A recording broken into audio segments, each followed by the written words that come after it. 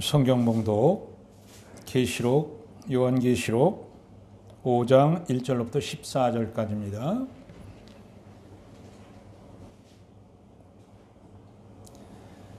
오늘 이 말씀을 근거로 해서 어린 양의 모습이라 하는 제목으로 말씀을 드릴 때에 우리 모두에게 은혜가 충만하시기를 주님의 이름으로 축원합니다.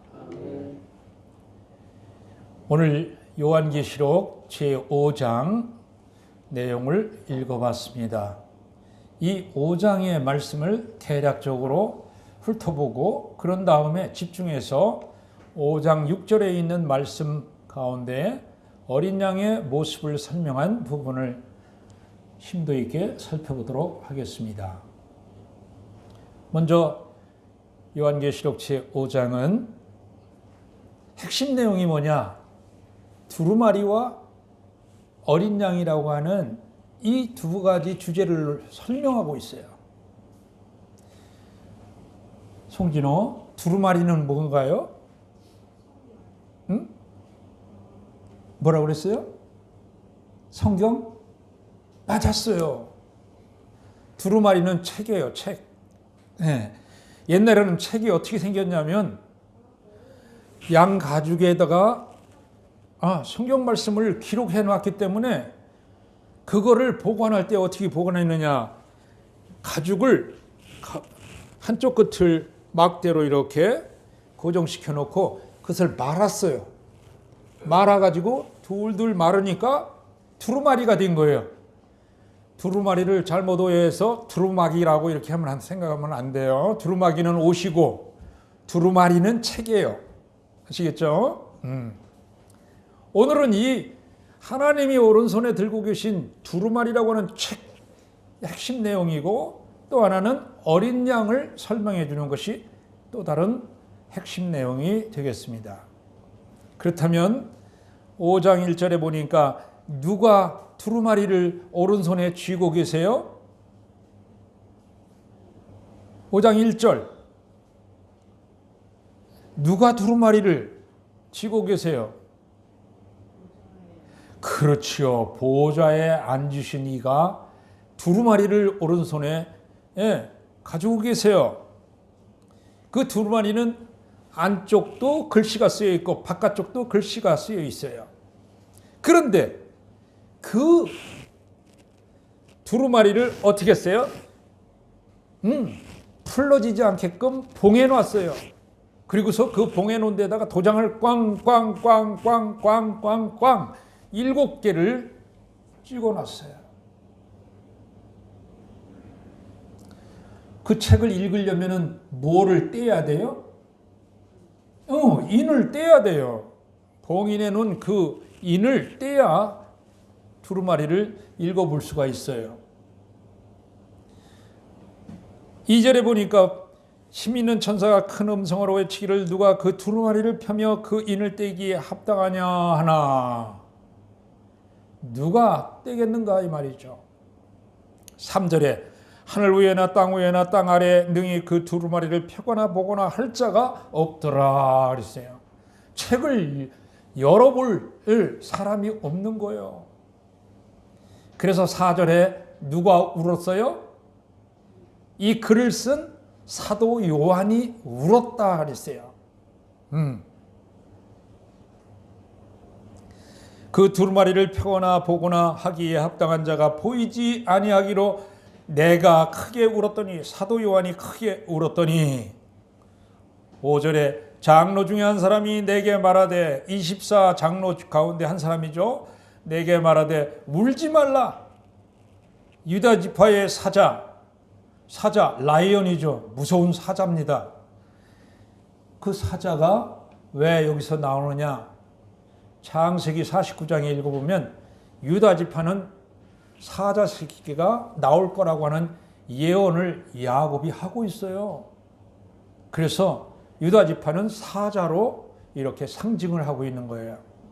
유다 지파의 사자, 거기에 사자로서 정작 나온 사람이 다윗이라고 하는 왕이었잖아요. 다윗의 뿌리가 이겼으니 다윗의 뿌리는 누구를 가리켜요? 예수 그리스도예요. 예수 그리스도는 다윗의 혈통을 이어받았어요. 다윗의 뿌리가 이겼으니, 즉 예수 그리스도가 이겼으니 그 두루마리와 그 책과 그 일곱인을 떼시리라 하더라. 누가 떼게 했어요? 예수 그리스도께서 이 두루마리를 떼겠다는 겁니다. 6절에 보니까 내가 또 보니 보좌와 네 생물과 장로들 사이에 한 어린 양이 서 있는데, 여기서 어린 양이 소개가 되고 있어요. 어린 양. 어린 양은 바로 이제 설명이 나와 있습니다. 일찍이 죽임을 당한 것 같더라. 그에게 7뿔과 7눈이 있으니 이 눈들은 온 땅에 보내심을 받은 하나님의 7 영이더라. 오늘 이것이 설교 말씀의 핵심이 됩니다. 그 절을 꼭 기억해 두시고, 7절에 보니까 그 어린 양이 나와서 보좌에 앉으신 이의 오른손에서 두루마리를 취하시니라. 아무도 그 두루마리를 펼 수 있거나 볼 수 있는 사람이 없었는데 어린 양이 비로소 나와가지고 하나님의 그 쥐고 있던 두루마리를 자기가 건네받아가지고 이제 인을 떼고 책을 보실 참여예요.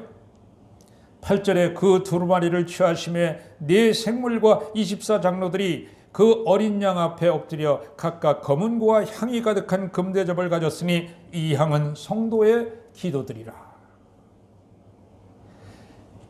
어린 양이 두루마리를 딱 가지니까 보호자 옆에 서 있던 네 생물과 24장로들이 넙죽 엎드려가지고 어린 양 앞에 절을 하면서 경배의 말씀을 하는데, 이때에 네 생물과 24장로들이 손에 뭐를 가지고 있으냐면 금향로를 가지고 있었는데, 그 금향로 안에는 뭐가 들어있느냐? 이 땅에서 지상에서 있는 성도들의 기도가 그 향로에 담겨져 있는 거예요. 이 기도는 뭐냐? 세상에서 핍박받는 성도님들이 날마다 우리의 핍박을 주님 걷어주시옵소서, 이런 기도를, 신원 기도를 하나님께 그동안에 많이 드렸을 거 아니에요? 그것이 금향로에 담겨서 오늘 어린 양에게 드려지는 거예요.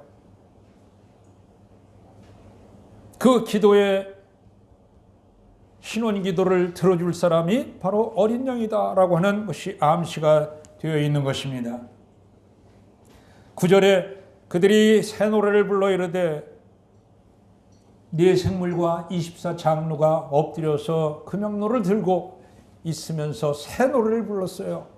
이 요한계시록에는 노래가 세 종류의 노래가 나와요. 여기에 나오는 새 노래와 그 다음에 뒤편에 가면은 14장과 15장에 두 가지 종류의 노래가 더 나와요.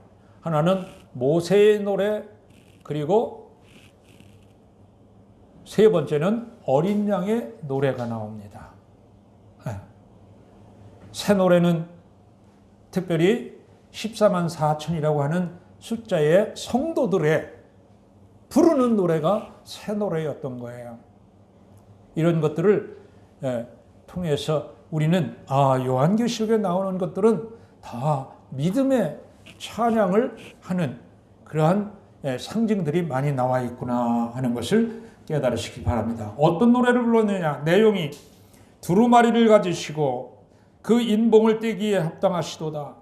일찍이 죽임을 당하사 각 족속과 방언과 백성과 나라 가운데에서 사람들을 피로 사서 하나님께 드리시고, 즉 전도했다 그 말이야.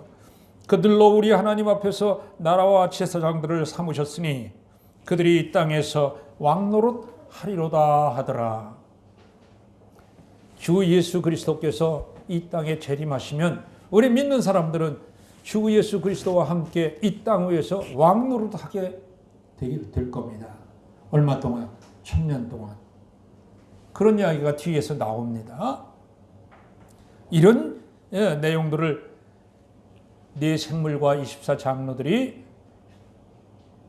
노래를 부르고 있는 거예요. 11절에 보니까 내가 또 보고 들음에, 사도 요한이 보고 들음에 보좌와 생물들과 장로들을 둘러선 많은 천사의 음성이 있으니 그 수가 만만이요 천천이라. 만만이면 얼마입니까? 억입니다. 천천이면 100만이를 뜻하는 겁니다. 그러니까 많은 숫자가, 많은 수의 천사가 노래를 불렀다는 거죠. 그 음성으로 이르되 12절에 또 노래를 부릅니다. 천사들이 죽임을 당하신 어린 양은 능력과 부와 지혜와 힘과 존귀와 영광과 찬송을 받으시기에 합당하도다. 여기에 몇 개의 단어가 들어가 있느냐면 7개의 단어가 들어가 있어요.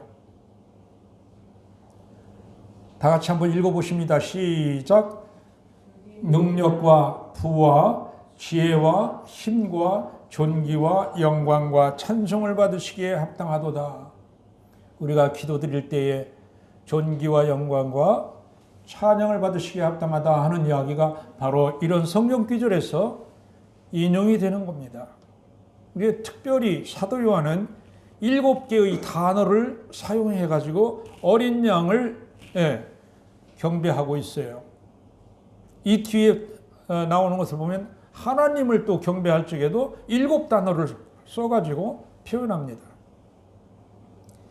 13절 내가 들으니 하늘 위에와 땅 위에와 땅 아래와 바다 위에와 또 그 가운데 모든 피조물이 이르되 보좌에 앉으신 이와 즉 하나님 아버지와 어린 양에게 즉 예수 그리스도에게 찬송과 존귀와 영광과 권능을 세세토록 돌릴지어다 하니 네 생물도 있다가 14절에 아멘하고 장로들은 엎드려 경배하더라. 아멘. 이것이 바로 천상의 예배드림 드리는 모습이다. 이렇게 말할 수가 있습니다. 우리는 하늘나라에 가서도 이제 우리가 하는 일은 찬양하고 찬송하는 일을 할 텐데 그때에 누구를 찬송하고 찬양해요? 하나님 아버지와 어린 양 예수 그리스도를 찬양하는 거예요. 그럴 때에 그 하늘나라는 하나님이 통치하고 예수 그리스도가 통치하는 그런 나라이기 때문에 우리는 이 땅에서의 수고와 눈물과 고생과 이런 모든 고통 다시금 느낄 필요가 없는 것입니다. 오직 찬양과 기쁨만이 넘치는 곳일 줄을 믿습니다. 이와 같이 요한계시록 5장을 대충 설명해 드렸습니다. 특별히 이제 5장 6절로 돌아가서 그 부분을 집중적으로 살펴보도록 하겠습니다. 5장 6절 다 같이 시작. 보좌와 네 생물과 장로들 사이에 한 어린 양이 서 있는데 일찍이 죽임을 당한 것 같더라. 그에게 7 뿔과 7 눈이 있으니 이 눈들은 온 땅에 보내심을 받은 하나님의 7 영이더라. 아멘. 어린 양을 소개하기를 그렇게 소개를 했어요. 3가지. 첫 번째 뭐예요? 일찍 죽임을 당한 것 같더라 하는 말씀이에요. 두 번째는 뭐예요? 7 뿔을 가진 것 같아요. 그 다음에 세 번째는 뭐예요? 7 눈을 가진 거예요. 이게 어린 양의 모습이었어요. 사도 요한이 환상을 통해서 어린 양의 모습을 본 거예요. 그 어린 양의 모습은 이제 십자가에서 구속사역을 다 마치시고 죽으셨어요. 그러시고 하늘로 올라가서 하나님 우편에 앉아 계시잖아요. 현재 이 3가지 특징을 3가지 모습을 지닌 어린 양은 미래에 오실 그러한 예수 그리스도의 모습을 예표하는 것이다. 이렇게 볼 수가 있는 것입니다. 4장에서 우리는 저지난주에 보좌에 앉으신 창조주, 주권자 되시는 하나님의 찬양받으시는 모습을 우리가 살펴봤어요. 그런 다음에 사도 요한은 5장에서 그 보좌 옆에 서 있는 어린 양에 대해서 오늘 설명하고 있는 겁니다. 이 어린 양은 구약 시대에 하나님께 바쳐진 제물을 말하는 것인데, 출애굽기 12장을 살펴보면 유월절 사건이 소개가 되고 있는데, 거기에서 어린 양을 잡아서 그 피를 그 사는 사람의 집 문설주와 기둥에 바르면 발랐고, 고기는 그 저녁에 다 먹었어요. 그게 유월절 사건인데 왜 그렇게 했느냐? 그때 하나님께서 애굽 사람들에게 10가지 재앙을 주는데 9가지 재앙을 다 내렸어요. 그런데도 이스라엘 사람들은 보내지 않는 거예요. 그때 하나님께서 마지막 재앙으로서 애굽 사람들의 첫 열매, 즉 장자를 죽이는 그러한 재앙을 내리세요.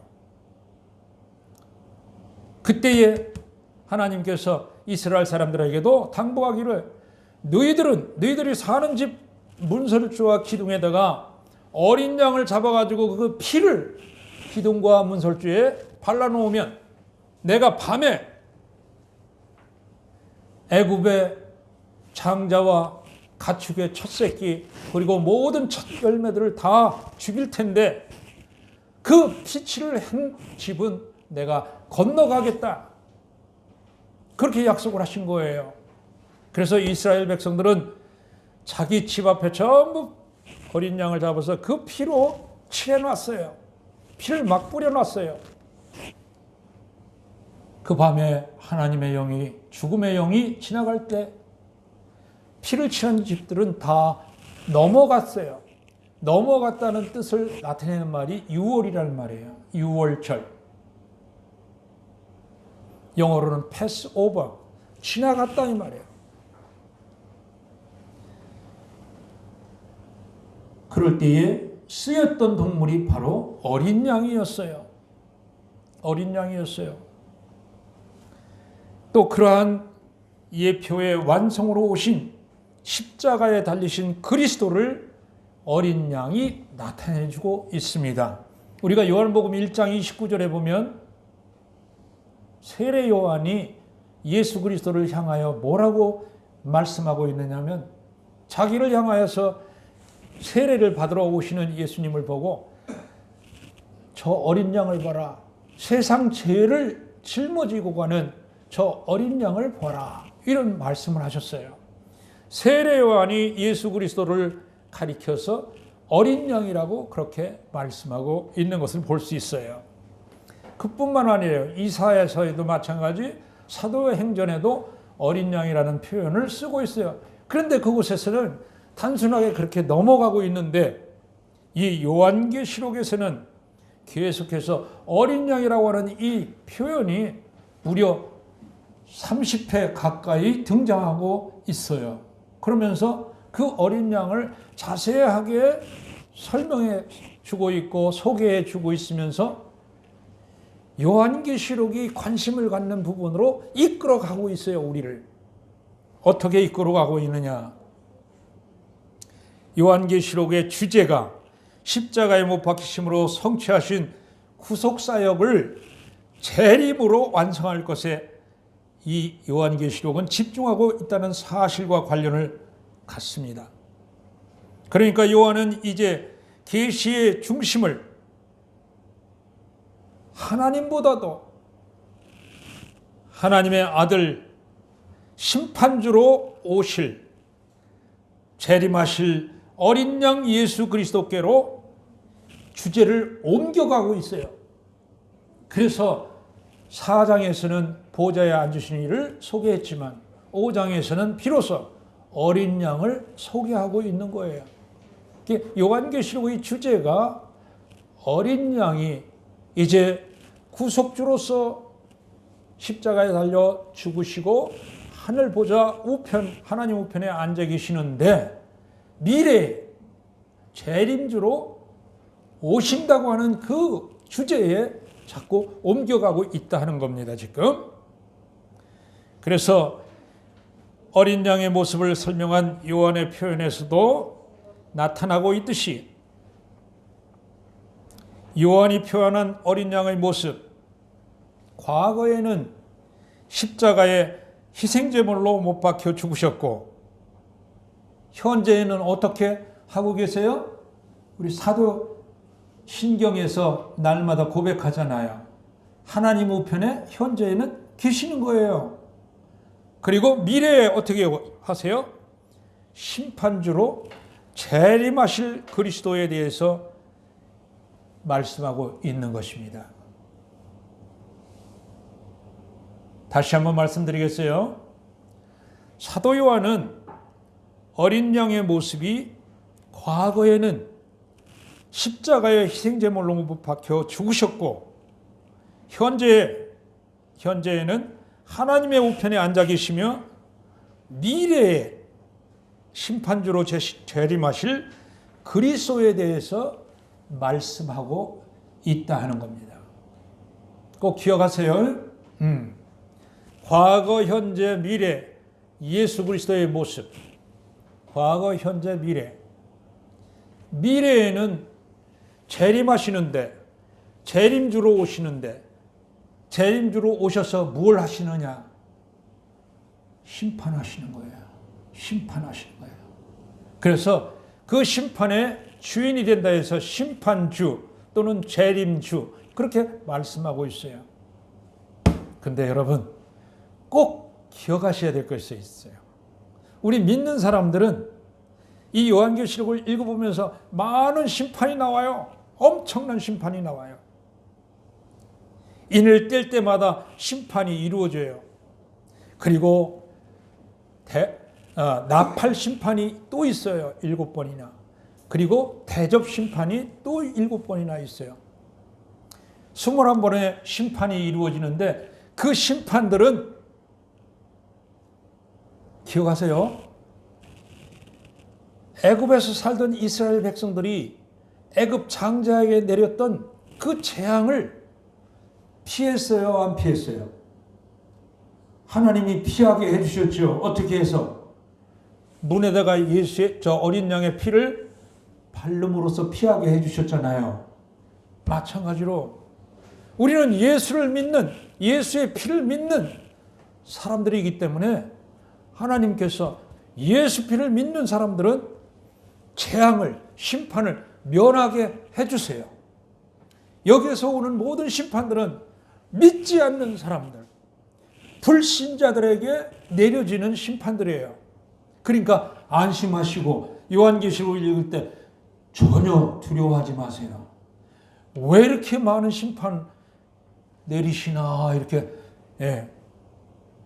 생각이 드실 텐데 절대로 두려워하지 마시고 이 요한계시록은 우리에게 심판 가운데서도 믿는 사람들은 다 면제를 받기 때문에 희망을 갖고 소망을 주고 격려를 해주는 그러한 책이라고 하는 것을 오늘 이 시간 다시금 믿으시기를 바랍니다. 아멘.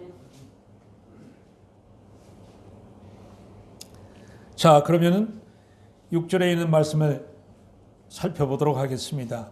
첫 번째 나온 것이 일찍 죽임을 당하는 흔적을 갖고 계시다라고 하는 것입니다. 재림주 그리스도의 모습의 첫 번째 특징은 일찍 죽임을 당한 것 같다라고 요한이 표현을 하고 있습니다. 그 말은 어린 양이 겉으로 분명하게 드러나는 죽임당한 흔적을 가지고 계신 것을 의미한다라고 우리가 풀이할 수가 있습니다. 흔적이 있었으니까 요한이 봤을 때 일찍 죽은 것 같은 느낌이 들었던 거죠. 그렇죠? 왜 요한은 어린 양의 모습을 이렇게 표현했을까?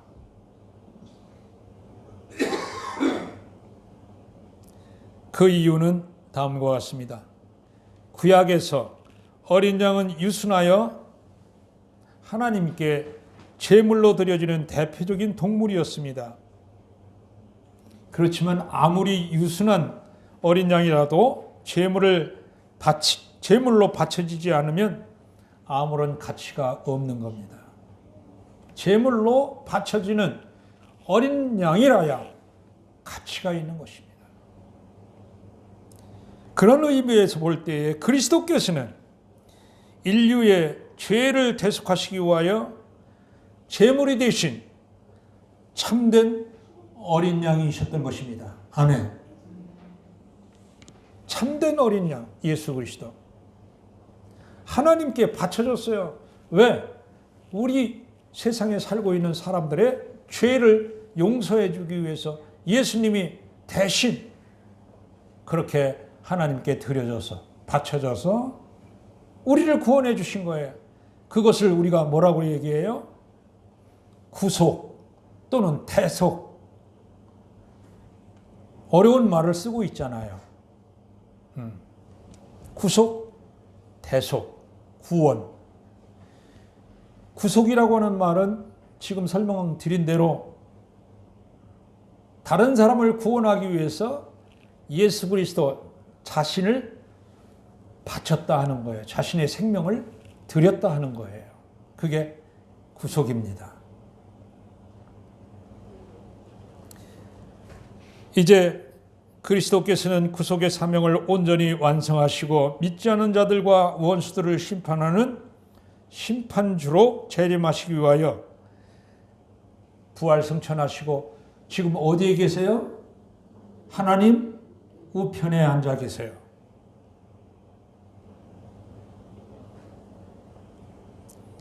그리고 그분이 재림하실 때 어린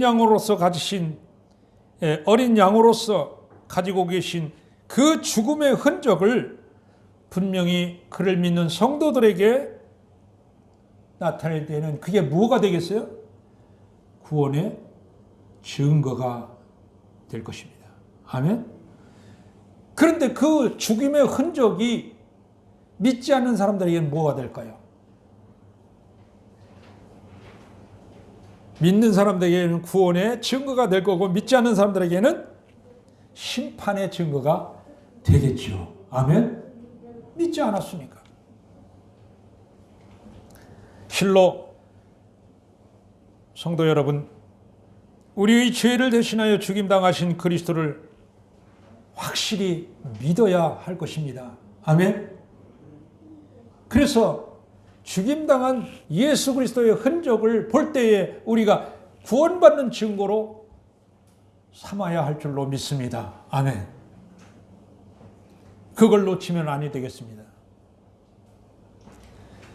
두 번째로 재림주 그리스도의 모습의 두 번째 특징은 7뿔을 가지고 있다는 것인데 뭐를 상징하는가요? 황소의 뿔. 힘을 상징하죠. 능력을 상징해요. 황소의 이 한번 뿔에 받치면은 엄청나게 큰 힘이 작용하기 때문에 사자도 나가 떨어지고 죽게 되는 그런 엄청난 힘을 발휘하는 거예요. 그래서 성경에는 뿔을 많이 언급하고 있어요.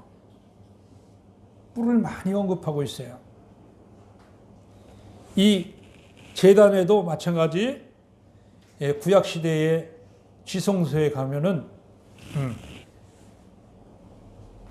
궤가 있었는데 그 궤 속에 만나와 아론이 들고 있던 지팡이와 그리고 십계명을 넣어놨다고 했잖아요. 그 궤를 만들 때에 그 궤의 이 모서리에는 뿔 모양으로 조각을 해놨어요. 왜 그러냐? 이 뿔은 능력과 힘을 상징하고 있기 때문에 그 궤에도 그렇게 장식을 해놨던 겁니다. 오늘 예수 그리스도를 예표하는 이 어린 양의 모습이 바로 7뿔을 가지고 있다고 하는 것일까? 전능하신 예수 그리스도를 상징하고 있는 표현이다라고 말할 수가 있는 것이죠.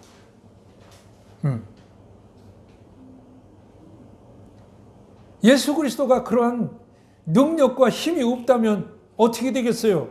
사탄 마귀 쫓아낼 수 있어요, 없어요? 없잖아요. 그 능력이 있어야 사탄 마귀를 쫓아낼 수 있죠. 어둠 세력을 그 능력이, 그 힘이 물리칠 수 있는 것입니다. 여러분, 사탄 마귀는 집요하게 오늘 이 시간도 우리의 마음속을 뒤흔들어 놓으면서 우리를 괴롭히고 있습니다. 뿐만 아닙니다. 세상 가운데 살 때 사탄 마귀의 게임이 얼마나 집요하게 우리를 괴롭게 합니까? 주 예수 그리스도를 믿는 믿음의 사람들은 주 예수 그리스도의 능력을 가지고 그 예수 그리스도의 이름을 부르면서 사탄 마귀를 물리치는 용맹성이 나타나시기를 간절히 바랍니다. 그래서 우리를 괴롭히는 사탄 마귀를 근처에도 접근할 수 없도록 그렇게 해야 할 줄로 믿습니다. 일곱 불을 가지신 전능하신 그리스도는 한편으로는 힘이 있어서 능력이 있어서 성도들을 어떻게 해줘요? 보호하고 구원해 주세요. 힘이 없으면요 보호하고 구원할 수가 없어요. 북한 김정은이가 무기를 갖고 남한을 위협하고 괴롭게 하잖아요. 그때 우리가 힘이 없으면 꼼짝없이 그대로 당하는 거예요. 그런데 우리나라는 국방력도 자꾸 증강시키고 또 힘센 미국과 함께 서로 방위 조약을 함께 하고 있기 때문에 든든하게 우리나라를 지킬 수 있고 또 그들의 위협에도 불구하고 우리가 발전을 거듭하고 있는 것입니다. 힘이 있어야 돼요. 또 그 힘이 우리를 보호하고 구원할 수 있는 것이 되는 것입니다. 여러분, 예수 그리스도는 일곱 불을 가지신 분이세요. 전능한 능력을 가지신 분이세요. 그분이 정말로 우리를 믿는 사람들은 보호하시고 사탄 마귀 어둠 세력들은 쫓아내고 멸하시는 그러한 능력을 가지신 분이시다라고 하는 것을 오늘 여기에서 말씀하여 주고 계신 것입니다. 세 번째 특징은 어떤 거예요? 재림주로 오실 그리스도의 세 번째 모습은 일곱 눈을 가지신 겁니다. 눈은 뭡니까? 관찰하고 응시하고 보는 거죠. 이 말에서 그리스도의 눈은 통찰력을 의미합니다. 통찰력. 그러므로 어린 양이 일곱 눈을 가졌다고 하는 것은 그리스도께서 완전한 통찰력을 지니고 계시다는 의미로 우리가 생각해 볼 수가 있습니다. 거기다가 요한은 설명을 더하여 주었는데 그 눈은 온 땅에 보내심을 받은 하나님의 일곱 영이라고 했습니다. 그러면 어린 양이 일곱 눈을 가졌다고 하는 것은 무엇을 의미합니까? 그것은 심판주로 재림하시는 그리스도께서 이 땅에 일곱 영, 곧 성령을 보내어 모든 것을 다 관찰하심으로 모르는 것이 없는 전지하신 분이라고 하는 것을 의미해 주고 있습니다. 그러므로 모든 인간은 그리스도 앞에서 자기의 죄와 악한 행위를 숨길 수가 결코 없는 것입니다. 예리한 눈을 가지신 예수 그리스도, 그분이 오늘도 우리의 일거수일투족을 다 관찰하시고 보시고 응시하고 있는 것을 기억하시고 우리가 은밀한 중에 보이지 않는 곳에 나도 모르게 세상적인 생각이나 욕심에서 비롯된 잘못된 행위가 결코 나오지 않도록 그렇게 날마다 예수 그리스도 그분을 기억하면서 살아가시기를 바랍니다. 사랑하는 성도 여러분, 요한의 환상에 보인 어린 양의 모습, 그 모습은 재림하실 그리스도께서 모든 면에 있어서 완전한 분이심을 보여주는 것이었습니다. 즉 초월하신 그리스도께서 인간의 구속을 위한 사역에 있어서 완전하셨던 것 마찬가지로 이제는 심판을 위한 재림주로 오시는 그리스도의 사역 역시 완전할 것임을 보여주고 있습니다. 이처럼 어린 양의 모습이 완전하다는 것은 하나님의 뜻대로 살아가는 성도에게 있어서는 큰 힘이 될 줄로 믿습니다.